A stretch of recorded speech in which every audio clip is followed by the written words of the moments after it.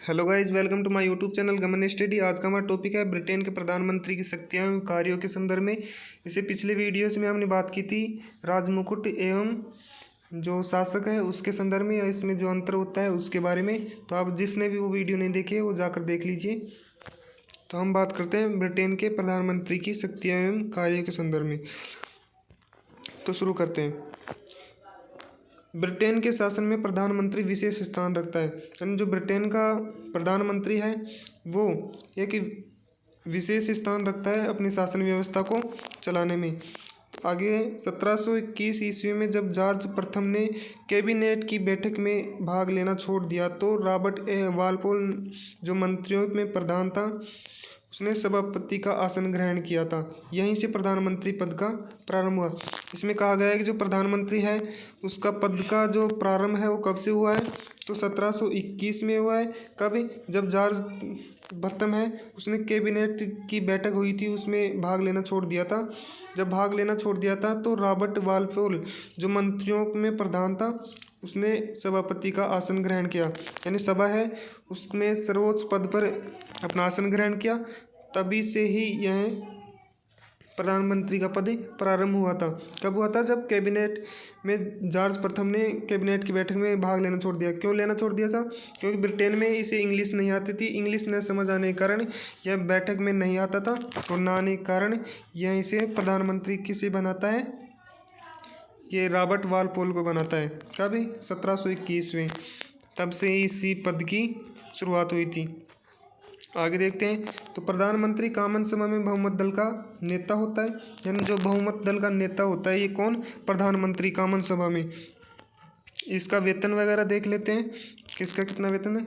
अब ब्रिटेन में प्रधानमंत्री का वेतन होता है 1,49,440 पौंड वार्षिक होता है। यानी इसका जो वार्षिक वेतन होता है, जो पौंड वार्षिक वेतन होता है वो होता है 1,49,440। इसके अलावा जो कैबिनेट के सदस्यों का वेतन होता है वो 1,41,525 पौंड होता है। जैसे हमारे रुपया बोलते हैं वहाँ पे जो ब्रिटेन है वहाँ पे पौंड बोलते हैं, तो वहाँ पे इस हिसाब से मिलते हैं। तो हम बात करते हैं प्रधानमंत्री के नेतृत्व के संदर्भ में कि प्रधानमंत्री का नेतृत्व या मंत्रिपरिषद का नेतृत्व जो प्रधानमंत्री है वो किस तरह से करता है। तो सबसे पहले प्रधानमंत्री मंत्रिपरिषद रूपी भवन की आधारभूत शिला है, उसके द्वारा इसका निर्माण होता है। यानी मंत्रिपरिषद का जो निर्माण होता है वो प्रधानमंत्री के द्वारा ही होता है। यह है वो भवन की आधारशिला है, इसके द्वारा इसका निर्माण होता है। आगे है मंत्रिपरिषद की जो बैठक उसी के द्वारा बुलाई जाती है, वहीं बैठकों में अध्यक्ष का पद ग्रहण करता है। अभी हमने बात की थी कि जो वालपोल है उसने अपना पद ग्रहण किया था, तब से ही प्रधानमंत्री की नियुक्ति होना शुरू हो गई थी।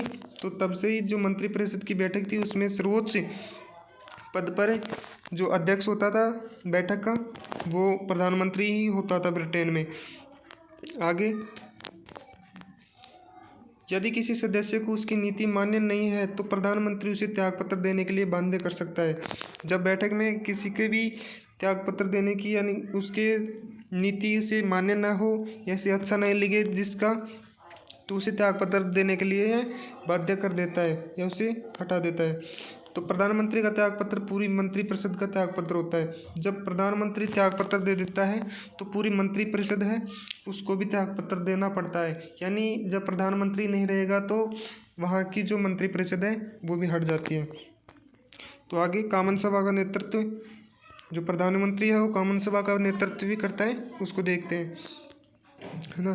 तो प्रधानमंत्री कॉमन सभा में बहुमत दल का नेता होता है, अतः वह सरकार का प्रधान भी होता है। जो प्रधानमंत्री होता है वो कॉमन सभा का बहुमत दल का नेता होता है, किसका? कॉमन सभा का। इसके अलावा सरकार का प्रधान भी होता है। दूसरा है वह संसद में सरकार की नीति की व्याख्या करता है। जो संसद है उसमें जो नीति होती है उसकी व्याख्या भी करता है। इसके अलावा संसद में महत्वपूर्ण विधेयक उसी के आदेशानुसार प्रस्तुत किए जाते हैं। यानी जो विधेयक प्रस्तुत किए जाते हैं वो इसी के आदेश के अनुसार प्रस्तुत किए जाते हैं। आगे, वह संसद के अधिवेशन को आमंत्रित तथा स्थगित करता है। जो प्रधानमंत्री होता है वहाँ का, वो संसद का जो अधिवेशन होता है उसी को आमंत्रित करता है या उसी को स्थगित करता है। इसके अलावा वह संसद के जीवन काल में वृद्धि कर सकता है। उसी के सुझाव पर राजा संसद का विघटन करता है। तो ये बात हो गई। आगे, वह संसद में सरकार का प्रमुख वक्ता होता है। जो संसद है उसके अंदर जो बोलने वाला होता है, प्रमुख होता है, वो प्रधानमंत्री होता है।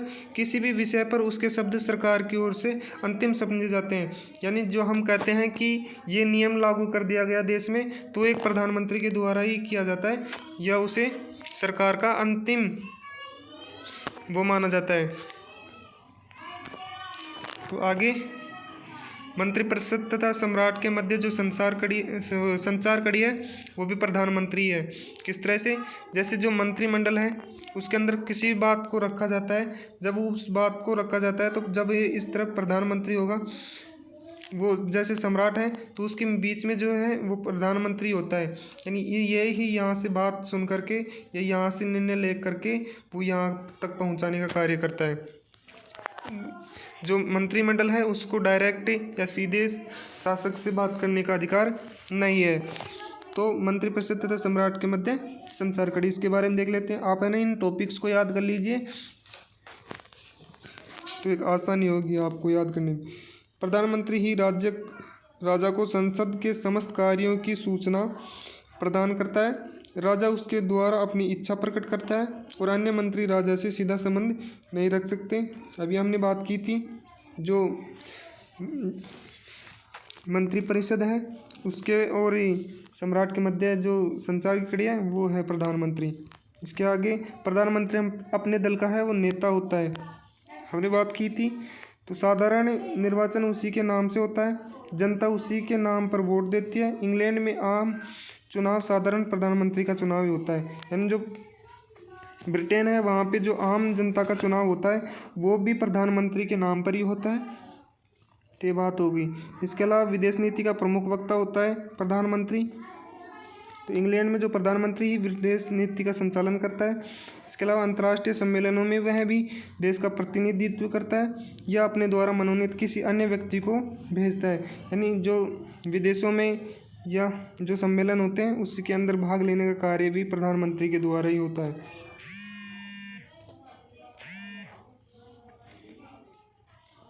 आगे है वित्त पर नियंत्रण, है ना, उसको देखते हैं। देश के वित्त पर प्रधानमंत्री का पूर्ण नियंत्रण रहता है। संसद में जो बजट प्रस्तुत किया जाता है वह वित्त मंत्री द्वारा ही उसके आदेशानुसार रखा जाता है। तो ये बात होगी वित्त के संबंध में, जो प्रधानमंत्री के अंडर ही आता है। तो इस तरह से हमने बात कर ली प्रधानमंत्री या ब्रिटेन के प्रधानमंत्री के संदर्भ में, है ना। तो हमने देख लिया है। इसी तरह से आप बने रहिए, आपको नई नई वीडियोस या नए नए टॉपिक्स को मैं कवर कराने का प्रयास करूँगा। इससे अगला टॉपिक मैं ढूंढ के या जो मोस्ट होगा आपकी बार की दृष्टि से मैं उसको लाने का प्रयास करूँगा। Thank you. आपकी एग्ज़ाम शुभ हो। Thank you.